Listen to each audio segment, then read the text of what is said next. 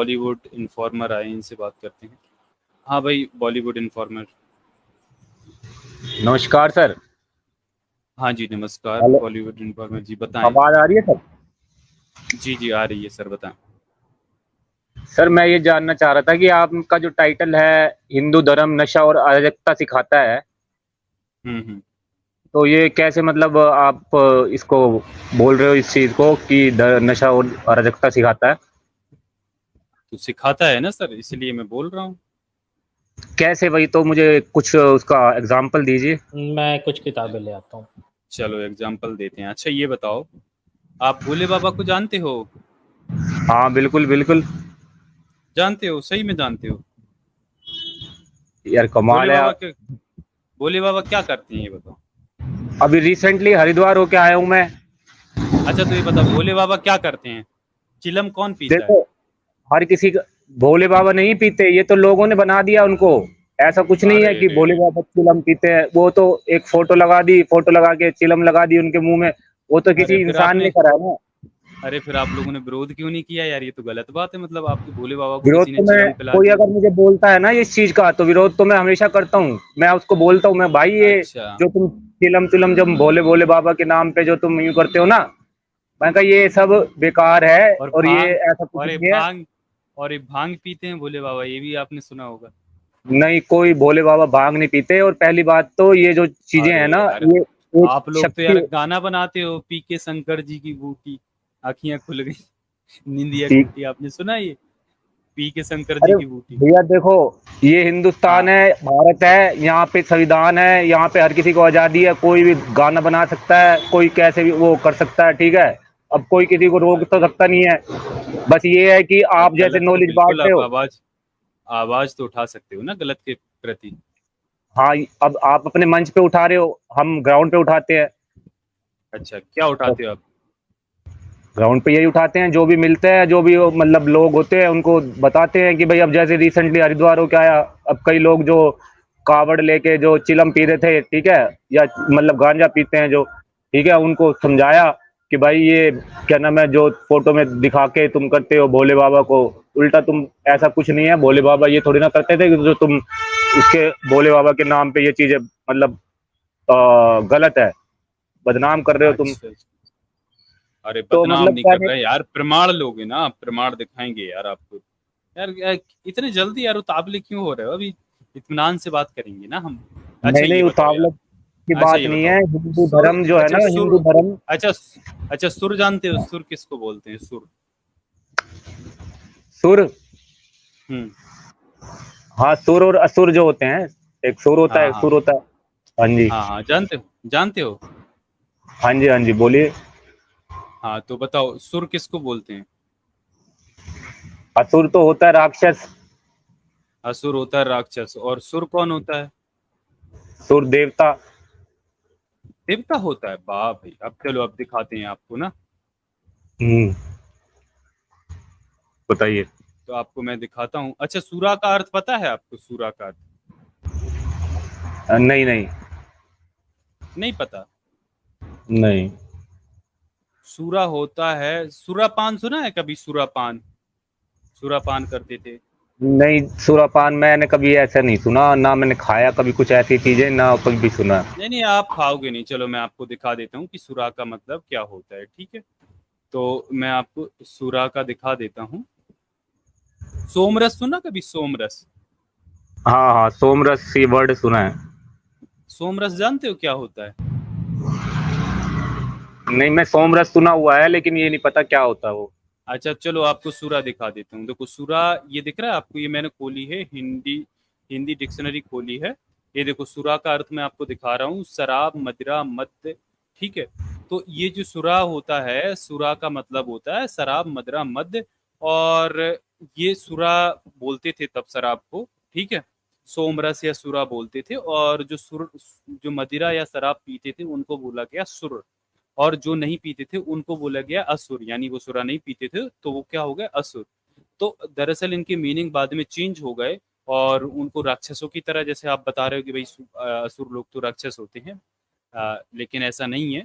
जो यहाँ भारत देखो, ये हम सभी जानते हैं, ये जीनेटिक स्टडी से ये पता चलता है कि जो आर्य लोग हैं, जो आज के ब्राह्मण मैक्सिमम, वो लोग बाहर से आए हुए हैं, लगभग यूरेशिया साइड से, और वो यहाँ पर माइग्रेट करके आए हैं। ठीक है, तो यहाँ पर देखो, अगर वो यूरेशिया साइड से आए हैं तो वहाँ पर पड़ती है बर्फ, और जो ठंडे इलाके होते हैं आप जानते हो, जहाँ पर सर्दी ज़्यादा पड़ती है, तो उधर के लोग शराब पीना उनके लिए ज़रूरी हो सकता है, क्योंकि वहाँ पर सर्दी ज़्यादा रहती है, तो बॉडी के टेम्परेचर को मेंटेन के लिए शराब एक काफ़ी लाभदायक हो सकती है और काफ़ी ज़रूरी भी हो सकती है। लेकिन भारत का जो एनवायरनमेंट है, भारत का जो यहाँ की जो जलवायु है, यहाँ के लोगों को सुरा यानी शराब पीने की कोई आवश्यकता नहीं थी, क्योंकि यहाँ पर ऐसी कोई दिक्कत थी नहीं, तो यहाँ के लोग शराब नहीं पीते थे। इसलिए सुर और असुर शब्द हमें देखने को मिलते हैं। तो जितने भी देवता हैं, इवन राम के बारे में भी पढ़ेंगे आप, तो भी ये शराब पान करने की बातें आप देखने को मिलेंगी। बाकी धर्म ग्रंथों को भी पढ़ेंगे तो लगभग सारे देवता, इंद्र है, ये आप सबको सुना होगा कि ये लोग सोमरस पीते थे या सुरापान करते थे, तो सुरा यानी वो शराब पीते थे। तो ये देखो, आपकी जो धर्म है ना यार, वो तो नशे की बात करते ही हैं। आप कह रहे हो कि शिव के बारे में आपकी वो चिलम नहीं पीते, भांग नहीं पीते। यार, शिव के नाम पर ये चली आ रही हैं, प्रथाएं हैं, और पुराणों में इवन इसका उल्लेख भी मिलता है सूरा जो चिलम वगैरह का और गांजे वगैरह का। ठीक है, तो ऐसा नहीं है कि आपके धर्म ग्रंथों में नहीं है, और इसीलिए सुर और असुर शब्द आए हैं। तो बताइए, आपको क्या दिक्कत है? फिर भी आपको ऐसा लगता है कि नहीं है आपके? जी सर। आपने सुना कि नहीं सुना जो मैंने अभी बोला? हाँ हाँ, सुना मैंने, ये आप बता रहे हो जो एक्चुअली हम्म देखो, हिंदू धर्म, अब धर्म देखो हर किसी की एक आस्था का विषय है ना। अब जैसे मेरे को नॉलेज आस्था है, अब मेरे को नॉलेज है, मान लीजिए अब मेरे मम्मी पापा दादा दादी जो हैं, ठीक है, वो मुझे बचपन से वो सिखाते आ रहे हैं हिंदू धर्म का, ठीक है। मेरी एक आस्था हो गई उसके अच्छा, तो अंदर। गलत चीजों का, नहीं, अच्छा तो गलत गलत चीजों का चीजों नहीं। का तो बुराई गलत करोगे तो ना। गलत चीजों का नहीं, जैसे कि भाई मंदिर जाना है, मंदिर जाके वहां पे थोड़ी सी शांति मिलती है, और वो भजन वजन गाते हैं जो भी है, ठीक है, उससे मेरे मन को शांति मिलती है। तो मुझे ये आपसे अच्छा, तो जानना यार है ये बताओ, कि आपके जो नागा साधु होते हैं, जो चिलम लगाते हैं, जो घूमते रहते हैं, क्या वो आपके धर्म का हिस्सा नहीं है? वो आप उनको धर्म का हिस्सा नहीं मानते हो? मैं वही कह रहा हूँ ना, हर किसी की अपनी अपनी एक, अब क्या बोलूं, जो गलत है वो उसको तो अरे गलत तो बोलना आ, पड़ेगा। अरे तो गलत है तो गलत बोलो ना मेरे भाई, वही तो मैं कह रहा हूँ, इसका विरोध करो ना। अगर आपको लगता है कि ये गलत है तो गलत का विरोध करो। आप लोगों को इसके लिए काम करना चाहिए, इसके लिए समाज सुधार के लिए, अपने धर्म सुधार के लिए आपको काम करना चाहिए। कि जिस जिस तरीके से बाबा, आप ही बताओ, नंगा घूमना क्या धर्म ये यही सिखाता है कि नंगा घूमो? नंगा घूमना क्या सही है, ये बताइए? आदि मानव हो नहीं, क्या आप? ऐसा ऐसा देखिए, नहीं, आदि मानव की बात नहीं है। हर धर्म में जो है, अब मान लो वो है अपना जैन धर्म है, उसमें भी यार ऐसे घूमते हैं। यार, दूसरे की गलती को दिखाकर खुद की गलती सही नहीं होती मेरे भाई। अगर कोई और गलत कर रहा है तो उसकी गलती का एग्जाम्पल देकर आप खुद गलत नहीं कर सकते ना। अगर वो गलत कर हाँ, रहा है तो वो उसका बात भी है। विरोध होना चाहिए। लेकिन भाई, मैं तो उनका भी विरोध करता हूँ अगर वो नंगे घूमते हैं, जो करते हैं, जो गलत है ना। इस देखो, ये एक आदिम संस्कृति का हिस्सा हो सकती है, एक प्राचीन काल में। भाई, आदि मानव जब कपड़े मपड़े हम्म, पहनने को नहीं है तो पत्ते लपेट के घूमो या नंगा घूमो, वो चलता। लेकिन आज कपड़े जय। हैं, सब हैं, तो धर्म के लिए नंगे घूमना क्या सही है? और वो आपको पता फोन आ होगा गया कि यार। अपने, यार फोन आ गया, चलो यार, चलो फिर जाओ, आप फोन पे बात कर लो। फिर आपसे काफी एक बात मिनट, कर एक ली मिनट, थी नहीं, यार। काट दिया मैंने, वो कट हो गया। चलो बोल दो उसको कि फोन बाद में कर ले यार आप, है ना? हाँ जी, हाँ जी, बोल दिया। आप बोलिए हाँ, बोलिए, तो यार सॉरी। मुझे यार काफी आपसे यार काफी चीजें पूछना है, और आप काफी अच्छे भी लग रहे हो। अच्छा, ये बताओ यार, आप अपने धर्म ग्रंथों को तो मानते ही होंगे। चलो, ये तो आपने गलत कह दिया कि ये जो नंगे घूमना या धर्म के नाम पर नशा करना, चिलम फूकना। और आपने अघोरियों के बारे में सुना, जो कच्चा मुर्दा खा जाते हैं उठा के? आपको पता है? हाँ, वो तो बहुत गलत है, वो तो मैं आपसे एग्री तो करता हूँ, ये वो तो सारा गलत है कुछ, ही। तो ये धर्म के नाम पे होता है ना मेरे भाई। आपको पता है कि इन बाबाओं के लिए कुंभ के मेले लगाए जाते हैं हर 4 साल में? आपको पता है, उज्जैन में, प्रयाग में अब ये कुंभ देखो, के मेले अब लगाए जाते देखो, हैं। हाँ बिल्कुल करोड़ों पता है, करोड़ अब देखो। खर्च हो करोड़ों करोड़ खर्चा होता है इसमें, अरबों खर्चा, अरबों अरबों खर्च हो जाते हैं इसमें। आपको पता है मैं कि वही धर्म के आपको नाम पर समझा। देश का अच्छा जो कमाता है, जो बिजनेस करता है वो टैक्स भरता है, उसी पैसे से ना सरकार इन मेलाओं को लगाती है और धर्म का प्रचार करवाती है। तो ये गलत है हाँ, ना। सरकार करती है ना, सरकार सरकार को सोचना अगर चाहिए, लेकिन स्कूल स्कूल को हाँ, हाँ, तो सरकार को सरकार सोचना कौन, चाहिए। सरकार सरकार कौन है? सरकार हम लोगों द्वारा बिठाई हुई सरकार है ना। ये तो लोकतंत्र है, यहाँ तो वोट का अधिकार है। सरकार में कौन हाँ, बैठेगा कौन नहीं बैठेगा ये तो जनता तय करती है ना, हम और आप जनता तो तय तय करते हैं। करती है सर, जनता वो तय हाँ, करती है। जनता जब पावर में लेके आती है उनको, तो वो अपने पावर का दुरुपयोग करें और सदुपयोग करेंगे, वो उनके हाथ में है ना। अब ये है ना, फिर जनता नहीं, क्या आप करेगी? विरोध भी जनता तो ने कर तो बिठा हम दिया। विरोध भी तो कर सकते हैं, आपको विरोध करना चाहिए अगर वो हाँ, गलत कर विरोध रहे तो हैं। अपने लेवल पे करते ही हैं। हाँ, तो करना चाहिए, ये तो अच्छी बात है ना। चलो अब आपको ये दिखाते हैं आपके धर्म ग्रंथों में अराजकता है ना। ये बात हो गई कि आप इसको तो गलत बोलते हो, अराजकता भी दिखाना है मतलब, जहाँ पर लूटमार की और एक कट्टरता की बात करते हैं, ये भी आपको दिखाना ही पड़ेगा ना। हाँ, अराजकता का दिखा दो आप। अच्छा, आप मनुस्मृति को मानते हो? मनुस्मृति मैंने पढ़ी नहीं है सर। हाँ, तो पर आपका धर्म ग्रंथ है, आपको पता तो होगा ना। सर मैं क्या कह रहा हूँ, मेरे लिए क्या धर्म है कि मैं करता हूँ, जैसे मैं जॉब करता हूँ, ठीक है। अब मैं सुबह से लेकर रात तक जॉब करता हूँ, ठीक है, 8 घंटे 10 घंटे जो भी है। उसके बाद मैं शराब नहीं पीता, ना मैं कोई नशा करता हूँ। मैं जाके थोड़ी देर मंदिर जाता हूँ, मेरे को वहाँ शांति मिलती है, ठीक है। वो मेरे लिए एक औषधि का रूप करती है, काम करती है। तो उसमें मैं ये आपसे बोलना चाहता हूँ कि उसमें गलत क्या है? कोई बंदा अगर मंदिर जाके उसको शांति मिल रही है और वो शराब नहीं पी रहा है, गलत काम नहीं कर रहा है, तो एक हिसाब से मंदिर सही है ना उसके लिए।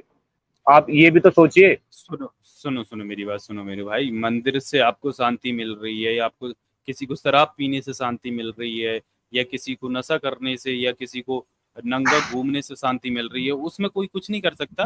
वो ठीक है, आपकी हो सकती है भाई, आपको कैसा नंगा घूमना है या मंदिर पे अभी बैठना है या आपने कुछ भी सही और करना है। गलत की बात करी है, तो मैंने वही अरे बताया तो कि सही अरे तो क्या है और बता तो गलत रहा हूँ क्या है। मेरे भाई, आपको कॉन्स्टिट्यूशनल राइट है, आप कहीं भी जाके बैठो, लेकिन आप किसी दूसरे को डिस्टर्ब ना करो। मेन बात ये है कि आपके जो धर्म ग्रंथ है ना, आप देखो मंदिर हैं, मंदिर में जिस तरीके की लूट है, या मंदिरों में जो पुजारी बैठते हैं, और मंदिरों में अगर कोई दलित घुस जाए जो खुद को, भाई उसकी भी आस्था होती है, वो नहीं जानता है कि ये भगवान नहीं होता है या ईश्वर नाम की कोई चीज नहीं है, और ये एजेंट बैठे हैं जो भगवान के हम्म। नाम पर लूट रहे हैं, लोगों को पैसा बना रहे हैं अपना, और इनसे इनकी रोजी रोटी चलती है, उनको कुछ नहीं पता, वो पूरी आस्था के साथ जाते हैं।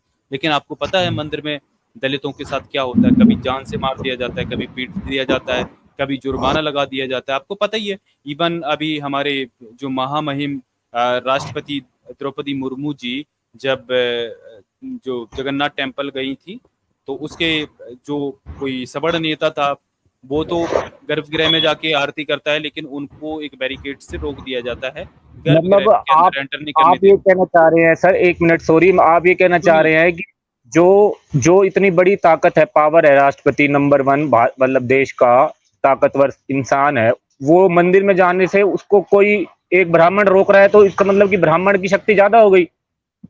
अरे बिल्कुल, ब्राह्मणों ने कब्जा कर रखा है ना, ब्राह्मणों ने पूरे समाज को, पूरे देश को गुमराह करके रखा है ब्राह्मणों।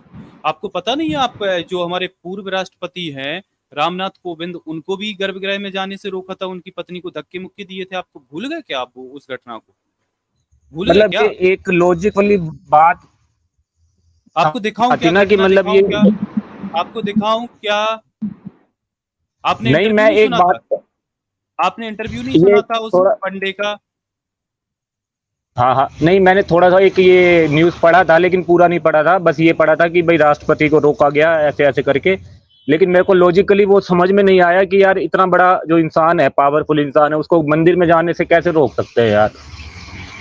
क्योंकि इसलिए रोक सकते हैं ना, क्योंकि दरअसल ब्राह्मणों का राज, उनका उस पर कब्जा है। द्रौपदी मुर्मू की देखो, व्यक्ति वो राष्ट्रपति हैं, वो अपनी काबिलियत से हैं, वो संविधान से राष्ट्रपति हैं, लेकिन जो ब्राह्मण धर्म का स्ट्रक्चर है उस हिसाब से तो वो शूद्र में आती हैं, और शूद्र में, और महिलाओं को तो वैसे भी शूद्र माना जाता है, और वो तो फिर शूद्र कम्युनिटी से भी बिलोंग करती है, तो उनको घुसने का अधिकार ये जानते नहीं। आपने उस जो टेम्पल की पुजारी है उसका, जिसने रोका था, क्या उसका इंटरव्यू नहीं देखा था? वो बोलता है कि कोई भी चला है, चाहे राष्ट्रपति हो चाहे कोई भी हो, उसको इसी तरीके से रोका जाएगा। मतलब अगर वो इस गर्भगृह में घुसने के लायक नहीं है, अगर वो नीची कम्युनिटी से आता है, तो नहीं घुसने दिया जाएगा। आपने सुना नहीं उसका इंटरव्यू?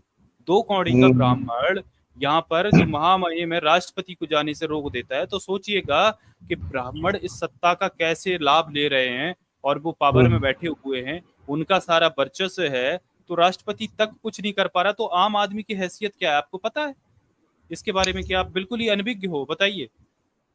नहीं, वो बात ठीक है आपकी जो आपने बताई है, लेकिन जो मैं शहर में रहता हूँ ना, तो देखो मैं जो मंदिर है यहाँ पे कोई जैसे पंडित है, अब किसी को पता थोड़ी ना, इतनी भीड़ होती है, कोई किसी को नहीं चलो जानता आपको कि भैया दिखा ये दें। शूद्र है अरे भीड़ या नहीं, कोई अरे है। वो रोकिए, आप नहीं जानता वो बात अलग है, लेकिन जहां पर मंदिरों में पता होता है वहां रोका जाता है। ये देखो मैं आपको दिखाता हूँ, ये 26 जून, बहुत ज्यादा पुराना भी नहीं है मेरे भाई, 2 महीने ही पुराना, 1 डेढ़ महीना भी, मतलब ये मान लीजिए 1 महीने ही पुराना है ये, ठीक है। ये अब ये देखिएगा, राष्ट्रपति द्रौपदी मुर्मू को जगन्नाथ मंदिर के गर्भगृह में जाने से रोका, जनजातीय समाज से होने के कारण भेदभाव, सोशल मीडिया पर चल रहे हैं प्रोपेगेंडा का। तो अब देखिएगा सोशल मीडिया पर सोशल मीडिया पर कुछ तथ्य जगन्नाथ मंदिर के भेदभाव का आरोप लगा रहे हैं। अब राजधानी नई दिल्ली में अच्छा ये यहाँ पर 1 मिनट, हालांकि भेदभाव। ये रुकिए मैं उसी दिन उन्होंने कि यात्रा के समय उनके श्रद्धालुओं की परेशानी राष्ट्र, हालांकि 1 मिनट रुकिएगा।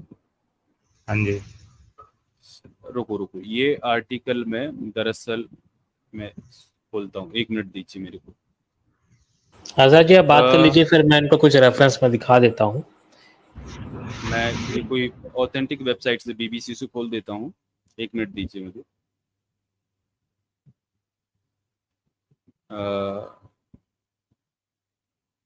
चलो आपको ये दिखा भी देते हैं ना, ठीक है। और दरअसल देखो, बाद में जो ब्राह्मणवादी मानसिकता के लोग होते हैं, पूरा हुजूम लग जाता है उस चीज को जस्टिफाई करने के लिए, उसको सही दिखाने के लिए। हालांकि मैं बीबीसी पे लाया हूँ आपको, राष्ट्रपति द्रौपदी मुर्मू के साथ मंदिर के गर्भगृह से बाहर पूजा करने पर क्यों छिड़ा विवाद। अभी देखिएगा कि यहाँ पर जो पंडित पुजारी हैं वो मंदिर के गर्भगृह के अंदर हैं, ठीक है, दिख रहे होंगे आपको, ये द्रौपदी मुर्मू हैं, ये बाहर खड़ी हुई हैं आपको, ठीक है। अब ये हाँ, ये तो मंदिर में ही है ना, अंदर ही है मंदिर में।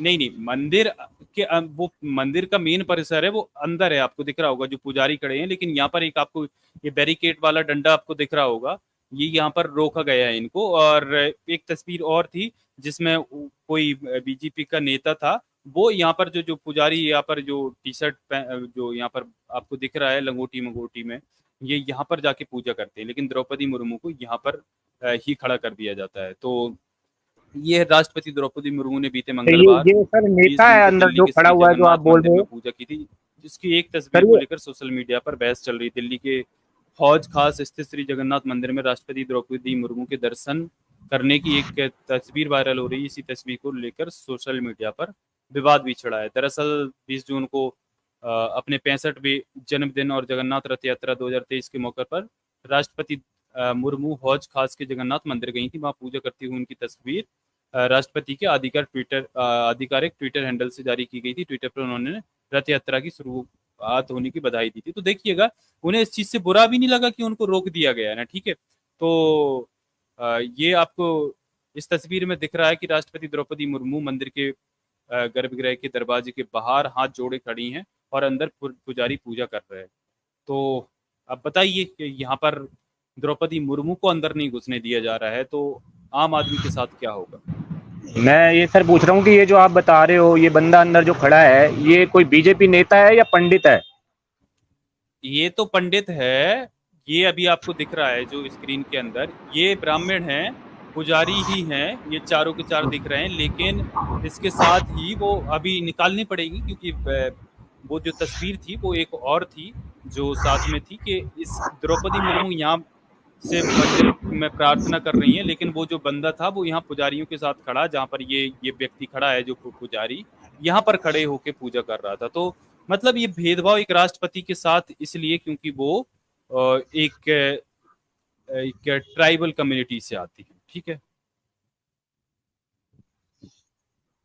आपको समझ हाँ, आया?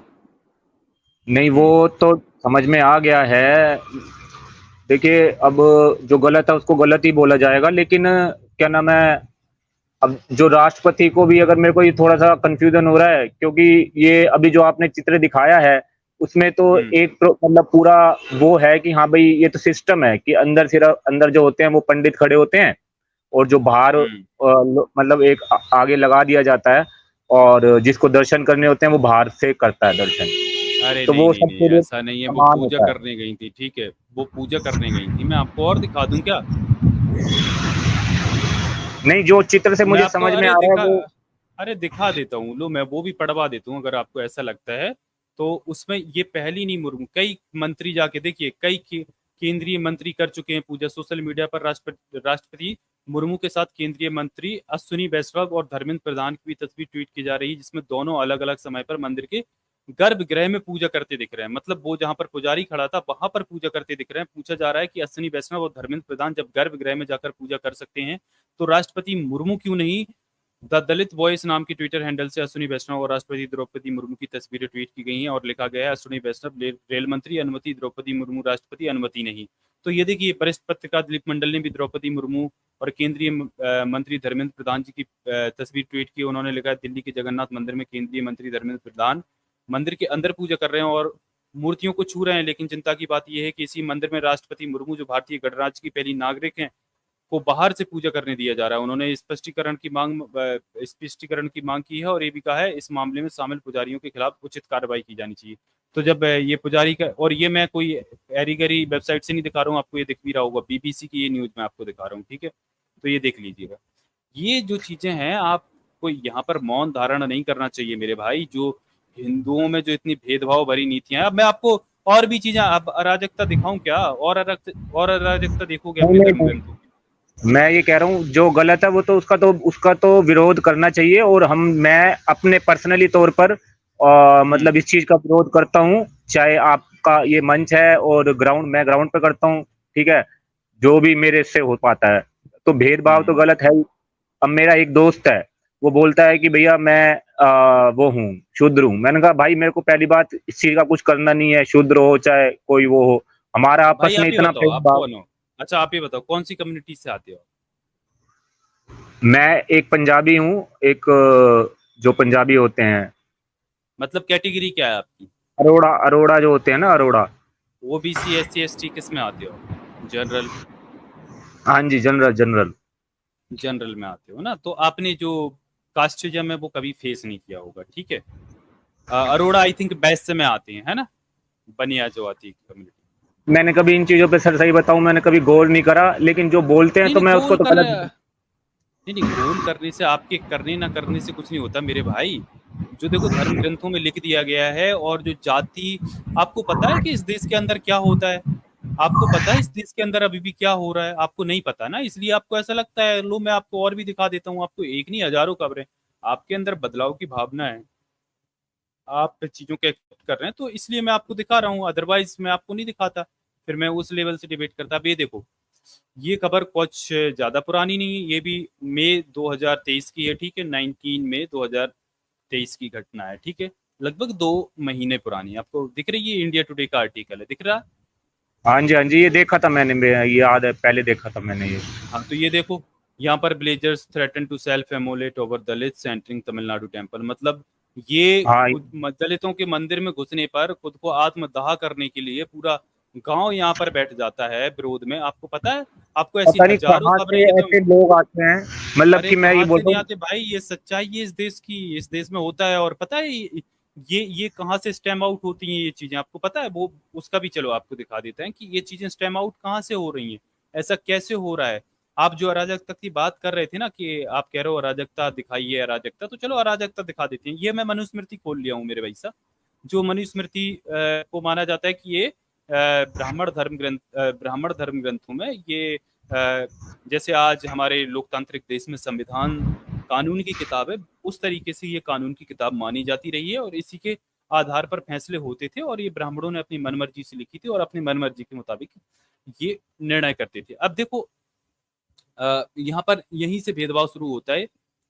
चैप्टर फर्स्ट, श्लोक नंबर 31, अर्थात सृष्टि रचयिता ब्रह्मा ने संसार में वृद्धि करने के लिए मुख से ब्राह्मण और बाहुओं से क्षत्रिय, उरुओं से वैश्य और पैरों से शूद्र पैदा किए, ठीक है। तो यहाँ पर सबसे बड़ी बात तो ये हो जाती है, जो इस चीज को जस्टिफाई करते हैं कि अरे जाति कर्म से नहीं जन्म से। जाति तो किसी आधार पे ही नहीं होनी चाहिए, चाहे जन्म से हो कर्म से। जाति मतलब जाति होती है। मान लो ये लोग कहते हैं कि कर्म के आधार पर वर्ण बदलते हैं, अरे मान लो कर्म के आधार पर भी बदलते हैं, अगर कोई बॉस है और कोई अगर उसके अंडर काम करने वाला एम्प्लॉय है, तो क्या उन दोनों के बीच में क्या भेदभाव होना चाहिए?